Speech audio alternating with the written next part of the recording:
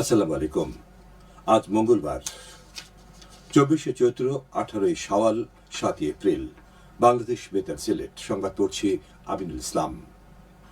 সিলেটে হাম রুগেলা রোগীর সংখ্যা বৃদ্ধি পাওয়ার প্রেক্ষিতে পৃথক আইসোলেশন ইউনিট চালু করা হয়েছে এমএজি ওসমানী মেডিকেল কলেজ হাসপাতালে। গতকাল থেকে 10 শয্যার এই ইউনিটের কার্যক্রম শুরু হয়েছে। এদিকে সিলেটে হামে আক্রান্ত হয়ে 2 মাস বয়সী এক শিশুর মৃত্যু হয়েছে।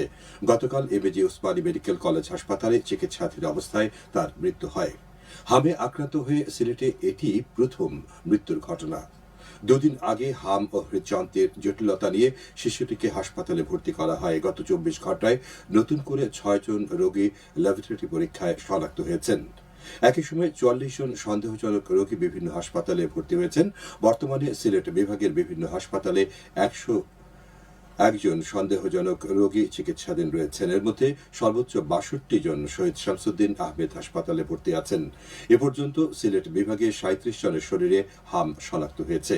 এছাড়া হাম রুবেলা প্রতিরোধে আগামী মাসের প্রথম থেকে সিলেট মহানগরী এলাকায় টিকাদান শুরু হবে।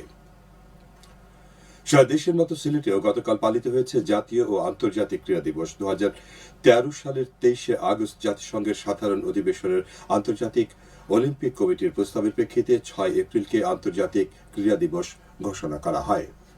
সেই ঘোষণা অনুযায়ী 2014 সাল থেকে বিশ্বজুড়ে দিবসটি পালিত হচ্ছে। 1896 সালে এই তারিখে গ্রিসের অ্যাথেন্সে আধুনিক যুগের প্রথম অলিম্পিক গেমের উদ্বোধন স্মরণে এই তারিখ নির্ধারণ করা হয়। এ উপলক্ষে র্যালি ও আলোচনা সভা অনুষ্ঠিত হয়েছে সিলেটের গোলাপগঞ্জে। অনুরূপ কর্মসূচি অনুষ্ঠিত হয়েছে মৌলভীবাজারে। জেলা প্রশাসক তৌহিদুজ্জামান পাভেল এতে প্রধান অতিথি হিসেবে উপস্থিত ছিলেন। দিবসটি উপলক্ষে র্যালি ও আলোচনা সভা অনুষ্ঠিত হয়েছে হবিগঞ্জে। জেলা প্রশাসক কার্যালয়ে অনুষ্ঠিত আলোচনা সভায় ভার্চুয়ালি প্রধান অতিথি হিসেবে যুব ও ক্রীড়া প্রতিমন্ত্রী আমিনুল হক যুক্ত ছিলেন। স্বাস্থ্য সেবায় বিজ্ঞান সুরক্ষিত সকল প্রাণ, এই প্রতিপাদ্যকে সামনে রেখে সারা দেশের মতো সিলেটেও আজ পালিত হবে বিশ্ব স্বাস্থ্য দিবস। 1946 সালের জুন জুলাই মাসে জাতিসংঘ অর্থনীতি ও সমাজ পরিষদের উদ্যোগে আন্তর্জাতিক সম্মেলন অনুষ্ঠিত হয়। এতে বিশ্ব স্বাস্থ্য সংস্থার সাংগঠনিক আইন গৃহীত হয়। 1948 সালের 7 এপ্রিল এই আইন কার্যকর হয় এবং এই দিন বিশ্ব স্বাস্থ্য দিবস বলে নির্ধারিত হয়। দিবসটি উপলক্ষে স্বাস্থ্য ও পরিবার কল্যাণ মন্ত্রণালয়, স্বাস্থ্য অধিদপ্তর ও বেসরকারি উন্নয়ন সংস্থাসমূহ নানা কর্মসূচি গ্রহণ করেছে। শহীদ জিয়া গ্রন্থমেলা শুরু হয়েছে সিলেটের কেন্দ্রীয় শহীদ মিনারে। দ্বিতীয়বারের মতো আয়োজিত এই মেলায় আগামী 15 এপ্রিল পর্যন্ত প্রতিদিন দুপুর থেকে সন্ধ্যে পর্যন্ত সর্বসাধারণের জন্য উন্মুক্ত থাকবে। এতে 20টি স্টলে বই প্রদর্শনী ও বিক্রি করা হচ্ছে। এছাড়া প্রতিদিন মুক্ত মঞ্চে সাংস্কৃতিক অনুষ্ঠান পরিবেশন করা হচ্ছে। কমল সাহিত্য সংসদ এর আয়োজন করে। সরকারের কৃষক কার্ড বিতরণ কর্মসূচির আওতায় মৌলভীবাজারের জড়ি উপজেলায় 821 জন কৃষকের সংগৃহীত তথ্য গতকাল সংশ্লিষ্ট দপ্তরে প্রেরণ করা হয়েছে। পাইলট প্রকল্পের আওতায় দেশের 10টি উপজেলার মধ্যে মৌলভীবাজারের জড়ি উপজেলা অন্তর্ভুক্ত রয়েছে। এই কার্ডের আওতায় কৃষক পরিবারগুলো পাবেন ভর্তুকি, ঋণ, ন্যায্য মূল্য কৃষি উপকরণ, সেচ সুবিধা সহ 10 ধরনের সুবিধা।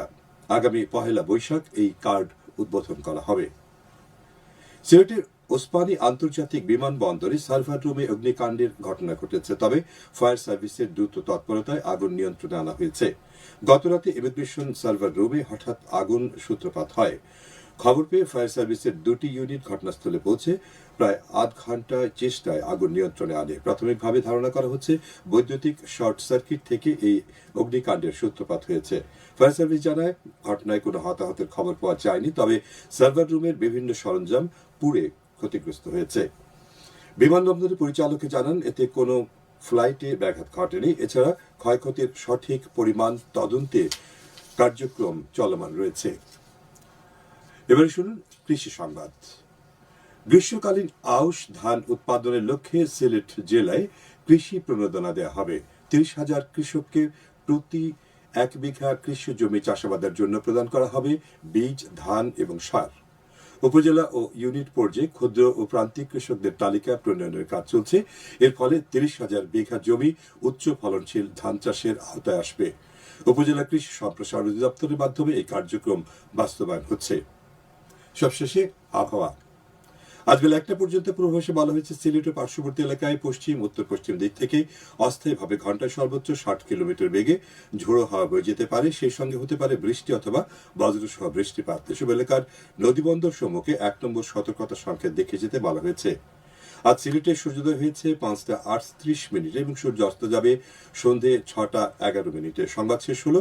পরবর্তী স্থানীয় সংবাদ প্রচারিত হবে দুপুর 1টা 5।